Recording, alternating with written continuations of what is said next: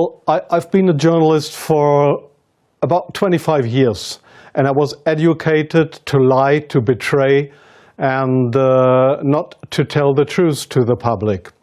But seeing right now, within the last months, how the German and American media tries to bring war to the people in Europe, to bring war to Russia, this is a point of no return. And I'm going to stand up and say it is not right what I have done in the past, to manipulate people, to make propaganda against Russia, and it is not right what my colleagues do and have done in the past, because they are bribed to betray the people, not only in Germany, all over Europe. The reason writing this book was that I am very fearful of a new war in Europe, and I don't like to have this situation again, because war is never coming from itself. There is always people behind it to push for war. And this is not only politicians, this is journalists too.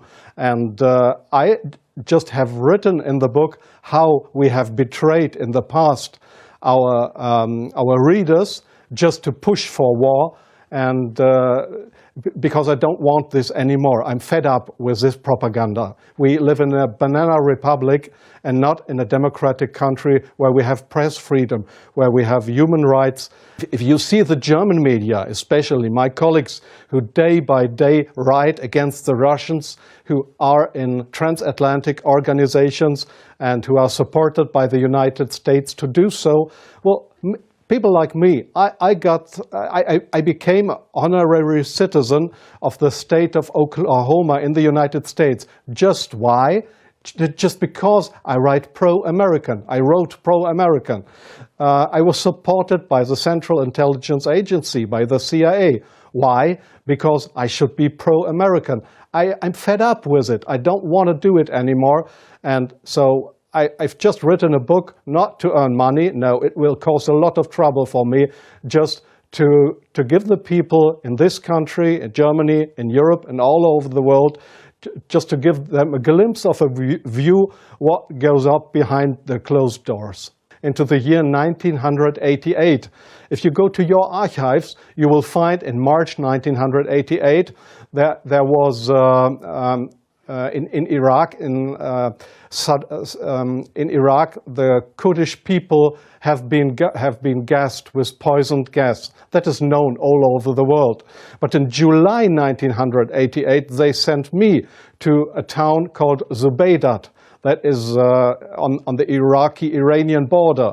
There was war. It was war between the Iranians and the Iraqis, and I was sent there to photograph how the Iranians have been gassed with poisoned gas, with German poisoned gas.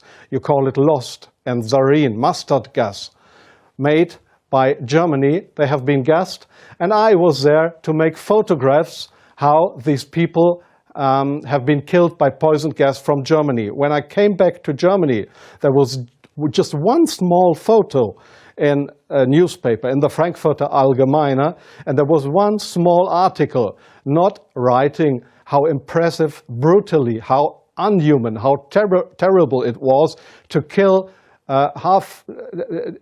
decades after the end of the Second World War, people with German poisoned gas. So this was a situation I feel misused for having been there, and just to give a documentary what has been done, but not being allowed to cry out to the world what we have done behind closed doors. Up to today, it's not well known in the public that with German public gas, there have been hundreds or thousands of people gassed in this city of Zubaydat. Now, you ask, what have I done for intelligence agencies? So, please see, most of the journalists you see in foreign countries, they claim to be journalists, and they might be journalists, European or American journalists, but many of them, like me in the past, are so-called non-official cover. That's what the Americans call that. Non-official cover means what? It means you too work for an intelligence agency. You help them if they want you to help them. When they find out that you are not only a journalist but a spy too, They will never say, oh, this was one of our guys. They will not know you. That means non-official cover. So I have helped them in several situations, and I feel ashamed for that too now. Like I feel ashamed that I have worked for a very recommended newspaper like the Frankfurter Allgemeine because I was bribed by billionaires, I was bribed by the Americans not to report exactly the truth, but I just imagined in my car while I was driving to this interview, I just tried to work out in my brain what would have happened if I would have written a pro-Russian article in the Frankfurter Allgemeine. Well, I don't know what would have happened, but we were all educated to write pro-European, pro-American, but please, not pro-Russian. So I'm very sorry for that, but this is not what I understand for democracy and for press freedom. I'm very sorry for that. Germany is still a kind of a colony of the United States. You see that in many points, like the majority of the Germans don't want to have nukes in our country, but we still have American nukes. So we are still a kind of a colony of the Americans.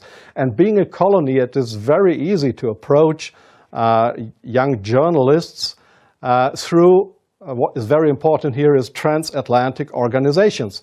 All journalists from really respected and recommended big German newspapers, magazines, radio stations, TV stations, they are all members or guests of those big transatlantic organizations. And there, in these transatlantic organizations, you are approached to be pro-American, and there is nobody coming to you and saying, well, we are the Central Intelligence Agency, would you like to work for us? No, this is not the case how it happens. What they do, these transatlantic organizations, is they invite you for seeing the United States. They pay for that, they pay all your expenses and everything. So you are bribed, you get more and more corrupt, because they make you good contacts. You won't know that those good contacts are, let's say, non-official covers or officially people working for Central Intelligence Agency or other American agencies. So you make friends. You think they are friends, and you cooperate with them. They ask you, well, could you do me this favor? Could you do me that favor? And so your brain more and more is brainwashed through these guys. And your question was, is this only the case with German journalists? No, I think it is especially the case with British journalists, because they have a much closer relationship. It is especially the case with Israelis, of course, with French journalists for a part, not that big as with German or with British journalists. It is the case for Australian journalists, for journalists from New Zealand. There's many countries in the Arab world, like Jordan, for example, like Oman, the Sultanate of Oman. There's many countries where this happens, where you find people to claim they are respected journalists, but if you look behind them, you'll find they are puppets on a string of the Central Intelligence Agency. Sometimes the intelligence agencies, they come to your office and want you to write an article. I give you an example not from strange other journalists, from me myself. I've just forgotten the year. I just remember that the German Foreign Intelligence, Bundesnachrichtendienst, it is just a sister organization of the Central Intelligence Agency. It was founded by the American Intelligence Agency. So one day, the BND, this German Foreign Intelligence Agency, came to my office at the Frankfurter Allgemeine in Frankfurt. And they wanted me to write an article about Libya and about Colonel Muammar Gaddafi. I had absolutely no secret informations regarding Colonel Muammar Gaddafi and Libya, but they gave me all these secret informations, and they just wanted me to sign the article with my name. I did that, but it was an article that was published in the Frankfurter Allgemeine that originally came from the Bundesnachrichtendienst, from the German Foreign Intelligence Agency. So do you really think that this is journalism, intelligence agencies writing articles? Oh yes, that article, I have reprinted it partly in my book. That article was how Libya and Colonel Muammar Gaddafi, how he secretly tried to build a poison gas factory. It was a story that was printed worldwide 2 days later. But I had no information on that. It was the intelligence agencies that wanted me to write this article. So, but this is not the way journalism should work, that intelligence agencies, that they decide what is printed and what not. If I say no, I give you an example from a very good example if you say no. Well, we have a rescue unit in Germany with helicopters for traffic accidents. It's called, they call themselves the Yellow Angels. There was one guy who didn't want to cooperate. He was a pilot of the helicopter service of the Yellow Angels in Germany.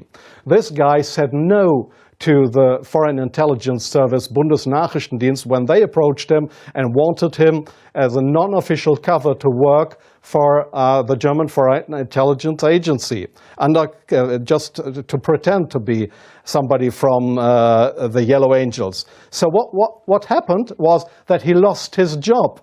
And the court in Germany, the judge decided that they were right because such a guy could not be trusted. He was kicked off his job because he didn't cooperate with the Foreign Intelligence Service. So I knew what would happen if I would not cooperate with intelligence services. Well, I have had, let me say, 6 times my house was house searched because I was accused by the public prosecutor, the German public prosecutor. I was accused of leaking secrets of states. 6 times house searched. Well, they hoped that I wouldn't do that ever again. But I think it's worse that the truth will come out one day. The truth won't die. And I don't mind what will happen. I've had 3 heart attacks. I have no children. So if they want to bring me to court or to prison, so it's worse for the truth.